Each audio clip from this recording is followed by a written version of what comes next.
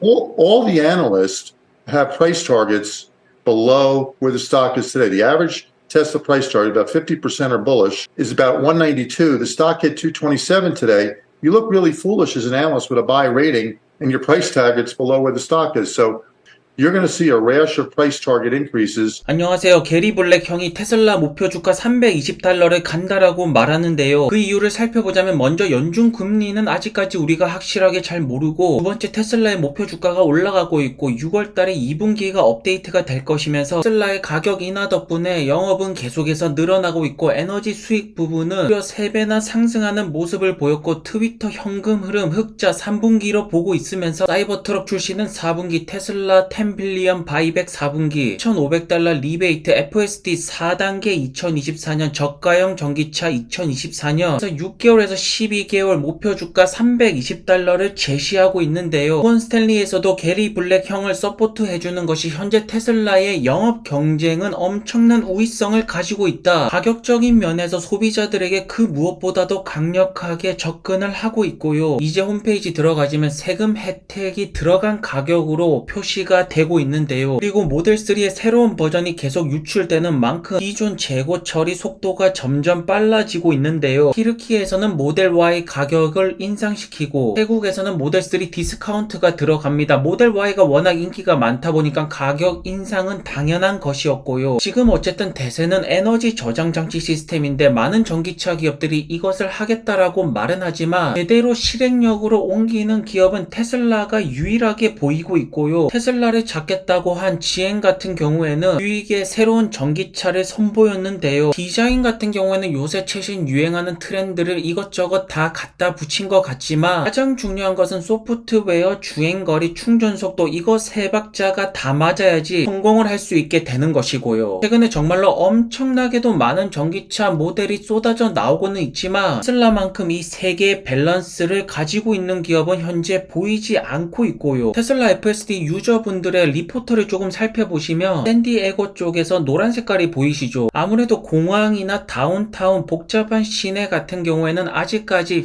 실패하는 부분이 나오고 있는데요. 초록색 부분 같은 경우에는 아무래도 FS 데이터가 많이 모집이 되어 있고, 아직까지 데이터가 많이 모집이 되지 않은 것도 초록색깔 빛깔로 다 퍼져 나가야지 결국 로보택시가 완성이 될 것이고, 그렇다면 노란색 구역을 줄여 나가서 초록색 구역으로 점점 넓혀 나가는 가장 좋은 방법은 테슬라 차량을 더 많이 팔아서 도로가에 더 많이 내어놓고 FSD 채택률이 높아져 간다라면 미국의 더 많은 지역이 초록 빛깔로 물들어질 때 비로소 로보택시 사업은 진행이 될 수가 있지 않을까. 그렇기 때문에 현재 테슬라는 모델3를 많이 파는 것이 가장 중요한 요소가 될 것이고요. 그리고 일론 형께서 GM의 자율주행을 보고 로컬 컨디션 부분이 되었던 스케일 부분, 규모의 경제화가 굉장히 힘든 부분이 많다라고 하는데요. 확실하게 빅테크 기업들의 자율주행차는 가격적인 부분이나 여러가지 어려움을 현재 겪고 있죠. 그리고 GPU 이야기를 하니까 일론 형께서 엔비디아 독점은 안 될 것이라고 말하고 있고요. 그리고 기가 멕시코가 진행되는 만큼 중국의 서플라이 망 업체들 멕시코로 오라고 하고 있습니다. 이만큼 테슬라가 브랜드 파워가 엄청나다라는 것인데요. 그 근본적인 이유를 살펴보자면 테슬라의 중국차가 전년 대비 엄청나게 폭풍 성장을 하고 있고, 그렇기 때문에 중국의 서플라이어들은 테슬라를 따라갈 수밖에 없죠. 거기에다가 기가 베를린은 엄청나게 비지한 모습을 보이고 있는데요. 모델 S 플레드 트랙 패키지는 속도 부분에서 간단하게 포르쉐를 박살내 버렸고요. 그리고 몽골의 총리랑 미팅을 가졌는데 배터리 생산 부분에 대한 투자일 것 같은데요. 확실하게 테슬라가 글로벌 플레이어답죠. 몽골이 되었던, 인도가 되었던, 최근에 방문했던 중국이 되었던, 테슬라 플레이그라운드가 글로벌인 만큼 중국에서는 BYD랑 붙고 있고, 유럽에서는 폭스바겐, 미국에서는 제너럴 모터스와 포드. 하지만 중요한 것은 그 어느 나라에서도 지금 밀리지가 않고 있다라는 것이고요. 최근에 많은 전기차 스타트업들이 어려움을 겪는 만큼 옥석 가리기 시즌이 왔는데요. 까지는 제대로 살아남을 수 있는 기업은 테슬라와 BYD 정도로 보이고 보이고 있고요. 그리고 루시드가 본격적으로 중국 진출을 공식화하고 있는데요. 니오의 부사장을 영입하면서 여기 보이시는 주라는 분께서 중국 사업의 책임자가 될 것인데요. 아무래도 중국이 럭셔리 시장의 최고조, 벤츠가 되었던 샤넬이 되었던 루이비통이 되었던 중국 시장에서 어마어마한 매출을 일으키고 있는데요. 루시드의 사우디 스튜디오를 살펴보시면 굉장히 고급스럽게 만들어져 있는데요. 이 럭셔리 이미지가 중국 시장에 반드시 먹혀야겠죠. 그 중에서도 가장 중요하게 볼 것은 중국 생산 공장이고 지금 중국 공장이 검토하고 있다라는 말이 나오는데요. 루시드 중국 책임자 분께서는 중국 공장에 대해서 답변을 하지 않고 있죠. 노코멘트로 일관을 하고 있고, 그런데 루시드 경영진은 이미 CNBC 인터뷰에서 말했습니다. 2025년에 사우디 공장과 중국 공장을 완성할 것이라고. 사우디 같은 경우에는 이미 짓고 있고 2025년에 풀캐파로 돌아갈 것인데요. 중국 역시나 2025년에서 26년 공장을 돌리려면 올해 하반기에서 내년 초에는 착공이 들어가야 되는데요. 최근에 받았던 유상 증자가 중국 공장 때문일지 우리가 합리적인 의심을 해볼 수가 있는 부분이 될 것이고요. 루시드가 성공을 하려면 미국 공장, 중국 공장, 사우디 공장 3팩토리 체제가 구축이 돼야지 저가형 대량 생산이 완성이 되면서 성공을 할 수가 있는데요. 그리고 사우디 공장 사무실 영상이라고 말하는데 조금씩